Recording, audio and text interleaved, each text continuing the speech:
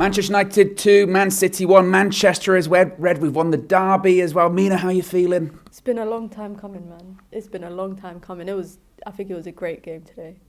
Yeah, great game. You know what? Ten Hag and Van Gaal are the only two managers after the Alex Ferguson era, to win their first home derby against City.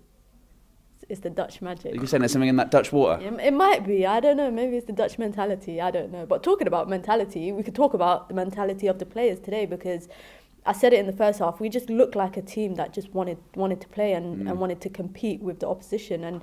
And obviously coming into a derby, we know how the last one went when we lost. I think it was 6-3. So today, the shift in mentality in these players, these are players that not only know their ability, but they know they can go toe to toe with any other team. And we saw it today in today's fixture, especially in the first half. I think in the second half, in the first 20-25 minutes, we kind of let the game run away from us. We let City kind of get into it. They were creating opportunities, and the first two chances they actually created is when they put a ball into the box, and then I think it was someone flicked it on. In the first time, it was Bernardo Silva, and Varane was there. And the third time, it was just unlucky. Varane just couldn't get to it when Grealish scored. But to go down 1-0, bear in mind, City have not lost when they've gone ahead since August 2021. They have not lost. Today they lost.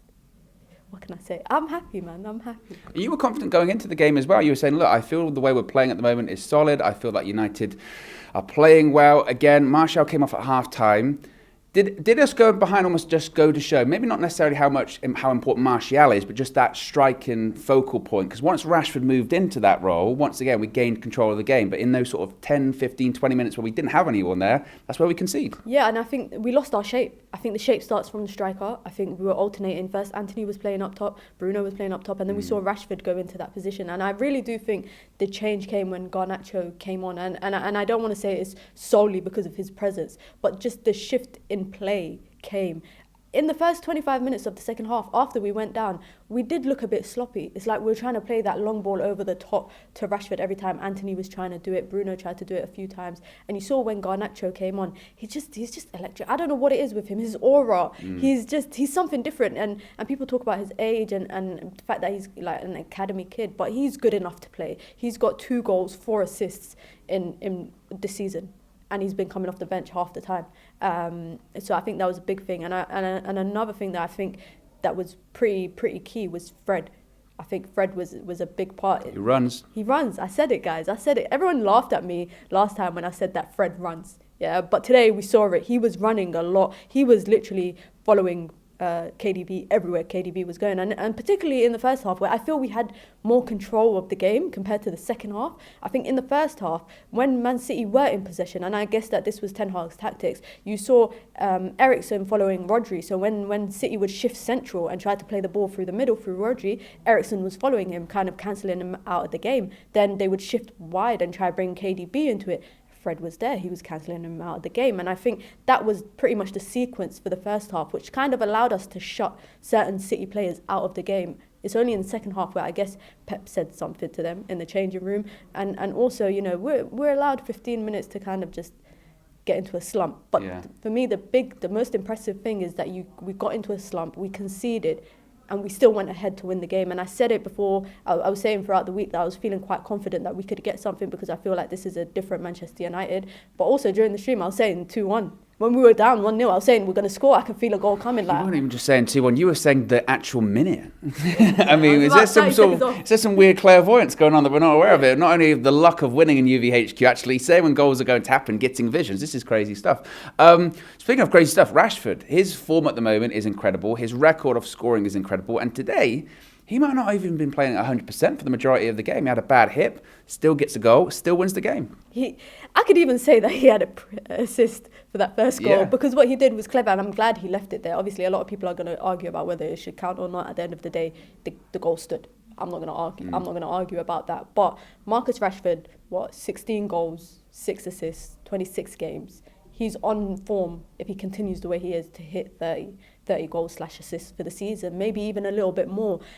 We saw it today where he could have had a few goals. Like, I have to talk about that Ederson chance when he went round Ederson. That was, and a lot of people might ask, like, Martial was non-existent, but Martial dropping deep a little bit, kind of dragged out the defenders to open up that space for Rashford, for Bruno to play that ball over the top. And as soon as Rashford got around Anderson, I think he should have just trusted his left foot and he should have just went for goal there, because he allowed the defenders to get back in time.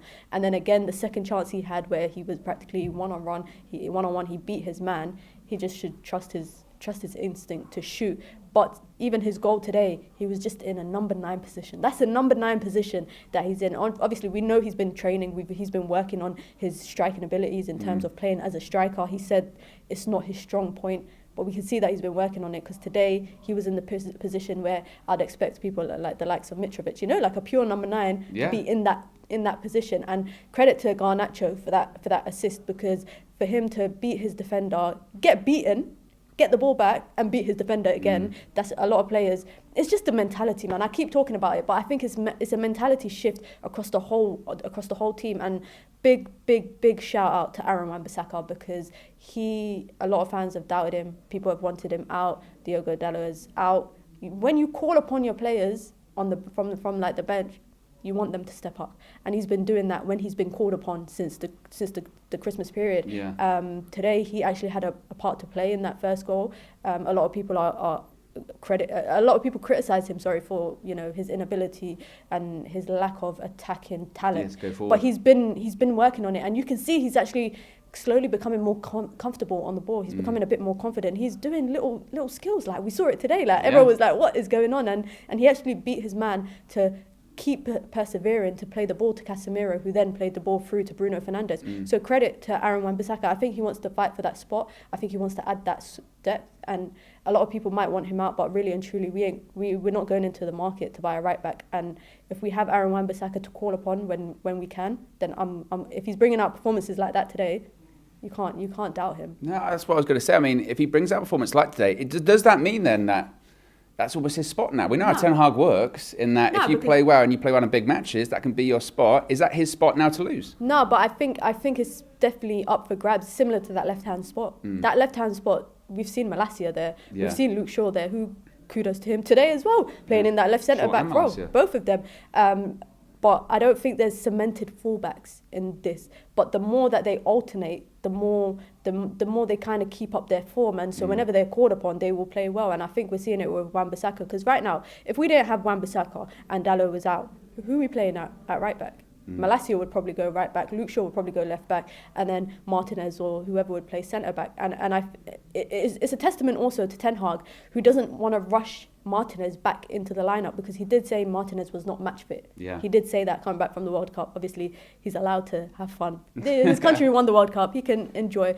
But Ten Hag is not even rushing him back, and he's an important player in our backline. So in Ten Hag, we continue to trust. Like he's changing the dynamics of this team. He's changing the mentality. Even the players are saying it. The fans are saying it. The pundits who are criticising Ten Hag are now praising him.